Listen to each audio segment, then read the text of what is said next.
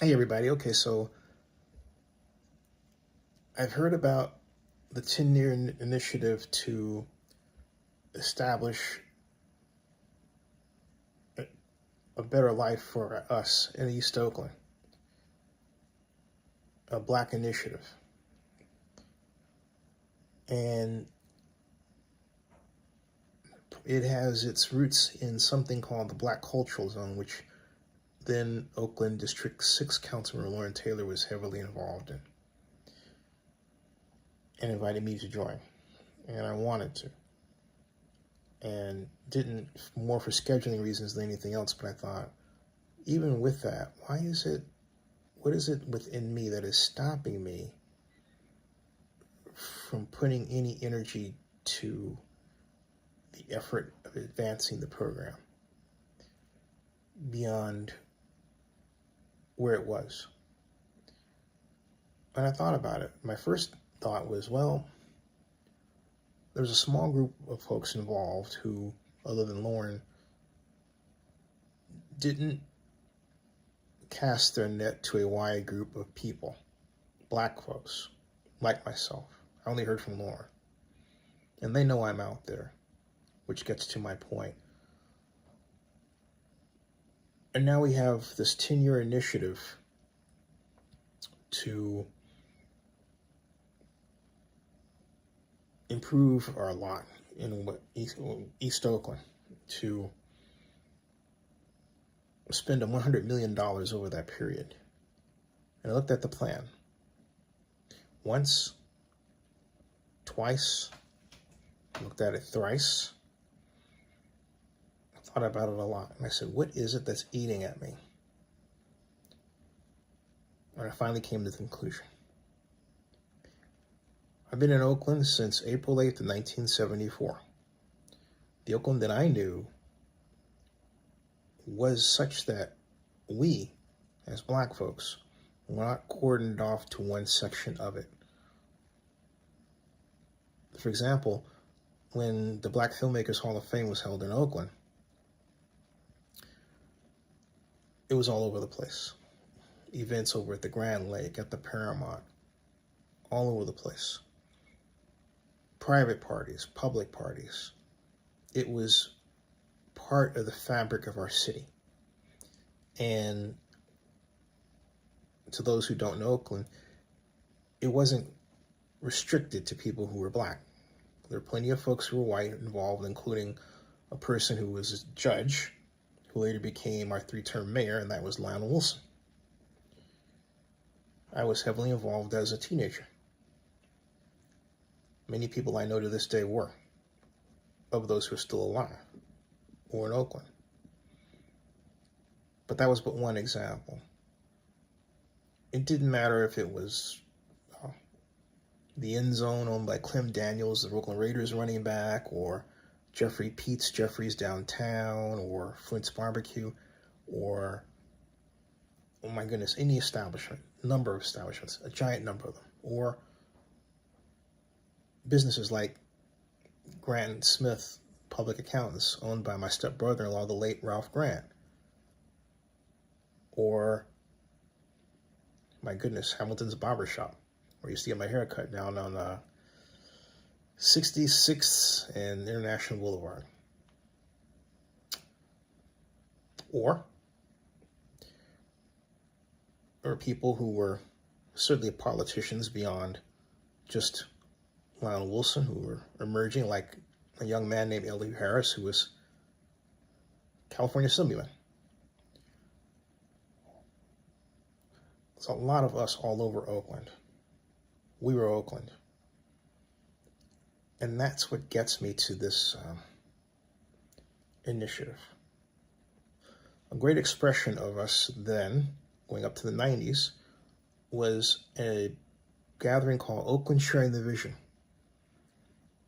500 people from various places in Oakland gathered together for 2 weekends to debate on and finally select a series of goals and objectives for the city. Government was heavily involved. And so projects that were currently on the books, if you will, were essentially prioritized. Some didn't make it. One made it above all others. That was what we now call the Oakland Bulk and Oversized Terminal. Yeah, that was actually the #1 economic development initiative for Oakland sharing the vision. The point that I'm making is that the difference between the Black East Oakland plan, if you will, and Oakland sharing the vision is that Oakland sharing the vision had a set of measurable goals and objectives. The Black plan for East Oakland doesn't. Oakland sharing the vision was about all of Oakland. The Black plan is not. To me, in reading it, the one realization that upset me more than anything else in this was that it points to cultural power and political power. Folks, we have cultural power and political power in strong measure, but what you need to fuel both is economic power, and that is not mentioned. That is simply not mentioned.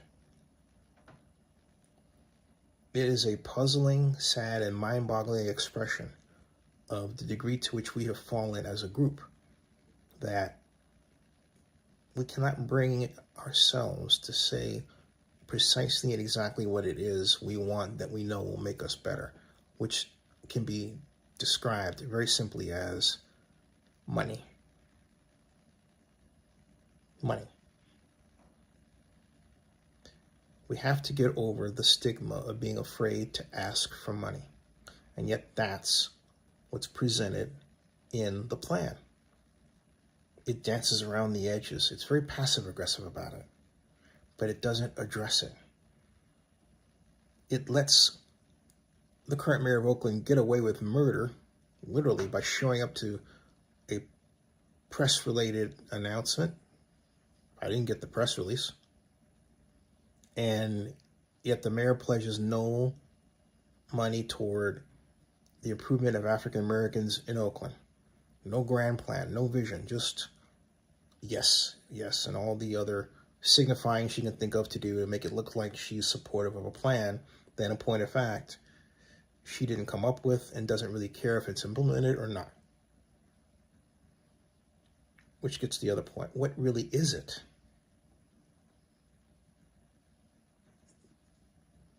The people involved, like, I know Andrew Park. Andrew Park ran for Oakland District 2 City Council. I was all behind him winning. But then I reach out to Andrew and he doesn't respond back. I've done nothing wrong to Andrew. But I'm pointing to this because too many people involved have these little internecine differences with other people that really are for no reason whatsoever. I have no difference with Andrew. I think Andrew's awesome. I think Andrew would be a fantastic mayor. Okay?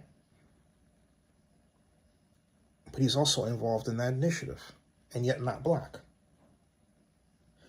By stark contrast,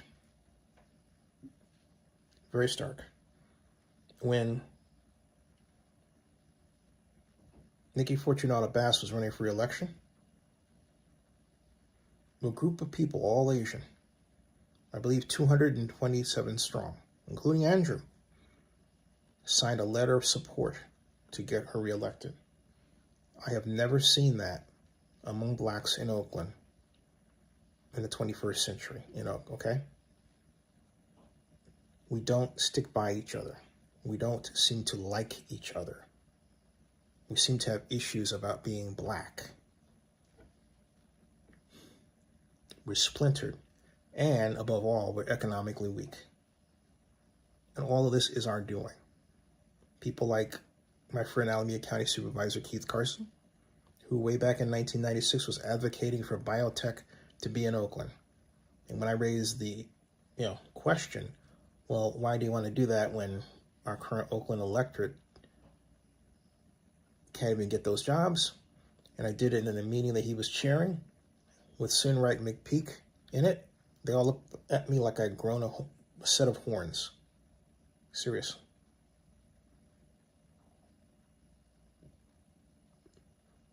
But I did not relent because I knew what that would bring. It would bring what we've got today. Jobs, sure, but for us, no. Does that build economic power for us? No. Is there any call for industrial development that would assist us in that plan? No. Is there any action to activate AB 4641 and use tax increment financing to get money to black businesses in East Oakland? No, that is not in the plan. It is not spelled out clear as a bell. And yet it should be.